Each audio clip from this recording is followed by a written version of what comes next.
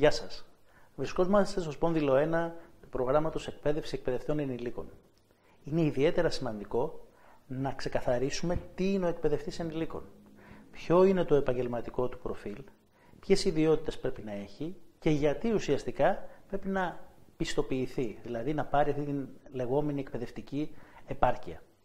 Στη συνέχεια, με έναν πολύ απλό τρόπο, θα προσπαθήσουμε να εξηγήσουμε κάποιους όρους που αφορούν την εκπαίδευση ενηλίκων και τη διαβίου μάθηση, έτσι ώστε να μπορούμε να διαχωρίζουμε έννοιες που τις χρησιμοποιούμε πολλές φορές στην καθομιλουμένη και στη δουλειά του εκπαιδευτή ενηλίκων, αλλά δεν είμαστε 100% σίγουροι ότι τις δίνουμε το πραγματικό τους περιεχόμενο. Πρώτα απ' όλα λοιπόν, τι είναι ο εκπαιδευτής ενηλίκων? Ο εκπαιδευτής ενηλίκων είναι ένα επάγγελμα, όπως είναι όλα τα επαγγέλματα. Και κάθε επάγγελμα έχει συγκεκριμένες λειτουργίες που πρέπει να ασκηθούν με ποιότητα και με σωστό τρόπο. Άρα λοιπόν, αυτός ο επαγγελματίας που λέγεται εκπαιδευτής ενηλίκων, ο οποίος δραστηριοποιείται στον χώρο των εκπαιδευτικών υπηρεσιών, έχει τυπικά και ουσιαστικά προσόντα για την άσκηση του επαγγέλματος και βεβαίως θα πρέπει να έχει μια πιστοποιημένη εκπαιδευτική επάρκεια, έτσι ώστε να είμαστε σίγουροι ότι όλοι κάνουμε τα ίδια πράγματα με τον ίδιο τρόπο. Ο εκπαιδευτής ενηλίκων, και εδώ θέλω να ξεκαθαρίσουμε μια παρεξήγηση που ενδεχομένως υπάρχει, δεν είναι αυτός ο οποίος απλά διδάσκει σε ένα πρόγραμμα. Του αναθέτουμε δηλαδή κάποιες ώρες, μπαίνει, διδάσκει και φεύγει. Ο εκπαιδευτής ενηλίκων κάνει 4 διαφορετικά πράγματα. Ουσιαστικά δηλαδή ασκεί 4 διαφορετικές επαγγελματικές λειτουργίες. Η πρώτη είναι να μπορεί να κάνει αυτό που λέμε ανάλυση εκπαιδευτικών αναγκών. Δηλαδή να μπορεί να δει τι ακριβώς απαιτήσεις έχει ο συγκεκριμένος εκπαιδευτικός πληθυσμός τον οποίο θα διδάξει, να τρέξει, αν θέλετε, μια διαδικασία συλλογής και επεξεργασίας στοιχείων, ώστε να μπορεί να προτείνει ένα curriculum, ένα συγκεκριμένο πρόγραμμα για μια συγκεκριμένη ομάδα. Δεν θέλουμε δηλαδή εκπαιδευτές ενηλίκων οι οποίοι να έχουν μια συγκεκριμένη κονσέρβα την οποία σερβίρουν σε κάθε περίσταση. Η δεύτερη επαγγελματική λειτουργία που κάνει ο εκπαιδευτής ενηλίκων, που είναι φυσικά εξίσου σημαντική, είναι να μπορεί να σχεδιάσει ένα εκπαιδευτικό πρόγραμμα. Πριν καθόρισε τις ανάγκες των ανθρώπων, το να μπορεί όμως να πει ποια είναι τα μαθησιακά αποτελέσματα, δηλαδή τι θα πετύχουν οι εκπαιδευόμενοι οι οποίοι παρακολουθούν ένα συγκεκριμένο εκπαιδευτικό πρόγραμμα όταν αυτό ολοκληρωθεί, αναφέρεται στην εκπαιδευτική στοχοθεσία και πρέπει να ξέρει να κάνει εκπαιδευτική στοχοθεσία. Το τρίτο φυσικά στοιχείο που πρέπει να το χαρακτηρίζει, η τρίτη επαγγελματική λειτουργία που θα πρέπει να ασκεί, είναι το να διδάσκει. Αλλά όχι να διδάσκει στη λογική του απέραντου μονόλογου, αλλά να ξέρει να εφαρμόζει εκείνες τις σωματοσυνεργατικές τεχνικές που προωθούν την ενθάρρυνση, τη συμμετοχή και την έκφραση γνώμης, άποψης και εμπειρίας από την πλευρά του εκπαιδευτικού πληθυσμού στον οποίο απευθύνεται. Η τέταρτη επαγγελματική λειτουργία που πρέπει να ασκεί ο εκπαιδευτής ενηλίκων είναι η αξιολόγηση. Πρέπει να μπορεί να φτιάξει μια διαδικασία, να την τρέξει με ερωτηματολόγια, με συνεντεύξεις, ώστε στο τέλος να μπορεί να εισηγηθεί στον φορέα που τον απασχόλησε για τα θετικά και τα αρνητικά σημεία του προγράμματος και τι μπορεί να βελτιωθεί. Ουσιαστικά λοιπόν, ο εκπαιδευτής ενηλίκων πρέπει να έχει εκπαιδευτική επάρκεια. Γιατί πρέπει να αποδεικνύεται ότι μπορεί να ανταποκριθεί σε αυτές τις επαγγελματικές λειτουργίες. Άρα λοιπόν η επιβεβαίωση της ικανότητας να ανταποκρίνομαι σε επαγγελματικές λειτουργίες, αλλά και το γεγονός ότι έχω γνώσεις, δεξιότητες και ικανότητες οι οποίες μπορούν να αξιοποιηθούν, αποτυπώνονται σε αυτό που λέμε επαγγελματικό περίγραμμα του εκπαιδευτή ενηλίκων, όπως αυτό βρίσκεται μέσα στο περίγραμμα του ΕΟΠΕΠ. Εδώ τώρα θα ήθελα να ξεκαθαρίσουμε επίσης κάποιους όρους που μπορεί λίγο να μας βασανίζουν. Ακούμε τον όρο τυπική εκπαίδευση, άτυπη εκπαίδευση, μη τυπική εκπαίδευση. Εμείς θα πιστοποιηθούμε ως εκπαιδευτές της μη τυπικής εκπαίδευσης. Άλλωστε και το επαγγελματικό περίγραμμα για το οποίο ενδιαφέρεστε είναι ακριβώς ο εκπαιδευτής ενηλίκων της μη τυπικής εκπαίδευσης. Γιατί? Ας διαχωρίσουμε τις 3 κατηγορίες. Τυπική εκπαίδευση. Η τυπική εκπαίδευση είναι η εκπαίδευση που παρέχεται στο πλαίσιο του τυπικού εκπαιδευτικού συστήματος όπως το ξέρουμε. Δηλαδή σχολείο, δηλαδή δημοτικό, γυμνάσιο, λύκειο, πανεπιστήμιο. Στο τέλος της διαδικασίας, όταν την ολοκληρώνω, που έχει ένα συγκεκριμένο χρονοδιάγραμμα, λαμβάνω ένα διαβαθμισμένο, αναγνωρισμένο τίτλο σπουδών. Απολυτήριο λυκείου, πτυχίο, μεταπτυχιακό, διδακτορικό. Άρα έχουμε όλες τις οργανωμένες εκπαιδευτικές δραστηριότητες, οι οποίες λαμβάνουν χώρα μέσα στο διαβαθμισμένο εκπαιδευτικό σύστημα και με συγκεκριμένη σειρά. Δεν μπορώ δηλαδή να μην πάω γυμνάσιο και να πάω λύκειο κατευθείαν. Η μη τυπική εκπαίδευση, που είναι ο χώρος που μας ενδιαφέρει, παρέχεται μεν σε οργανωμένο εκπαιδευτικό πλαίσιο, αλλά εκτός του τυπικού εκπαιδευτικού συστήματος. Σε αυτό το χώρο μπορούμε να πάρουμε πιστοποιητικά αναγνωρισμένα, που δεν είναι όμως πτυχία.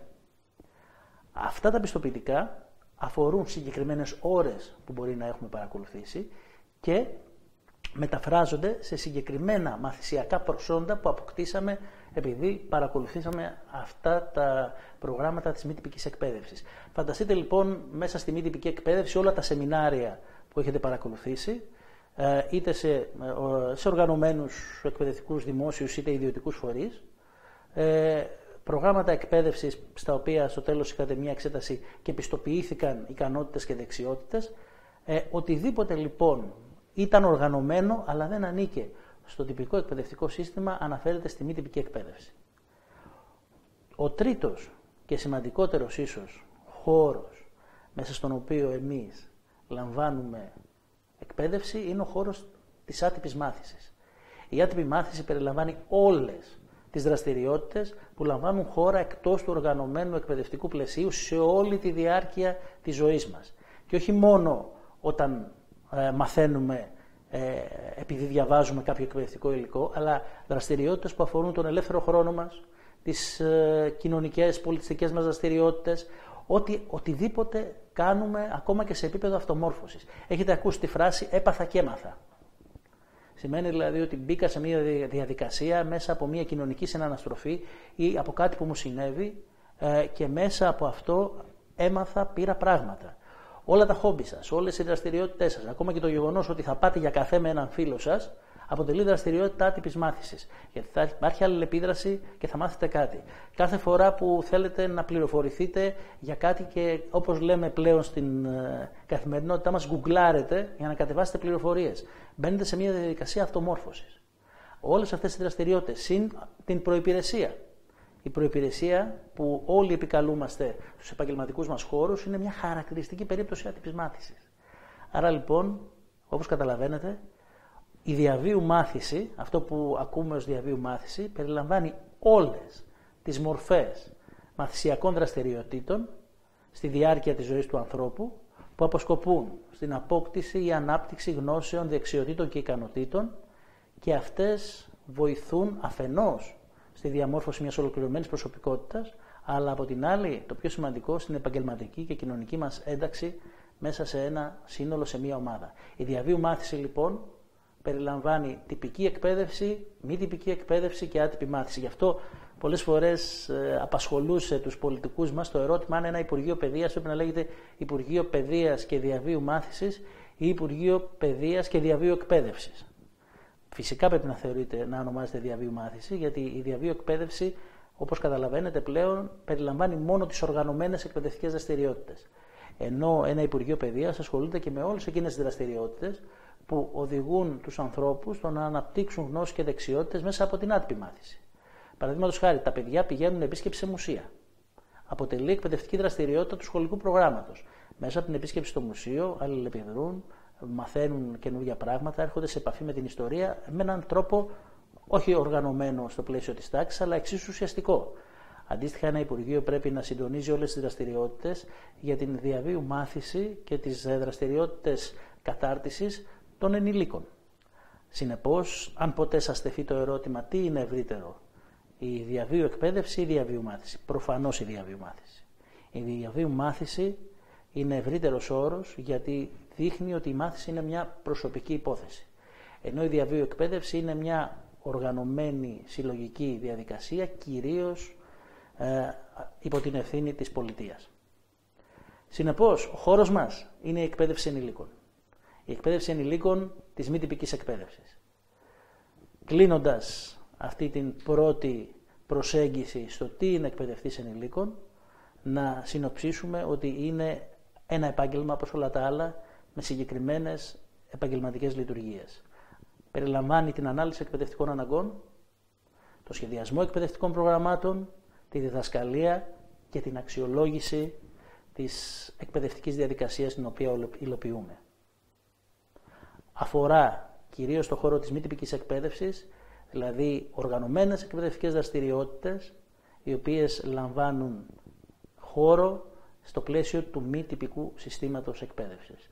Δηλαδή δεν οδηγούν σε πτυχίο μεταπτυχιακό διδακτορικό, οδηγούν όμως σε πιστοποιημένες δεξιότητες οι οποίες αναγνωρίζονται από τον επαγγελματικό και κοινωνικό μας χώρο.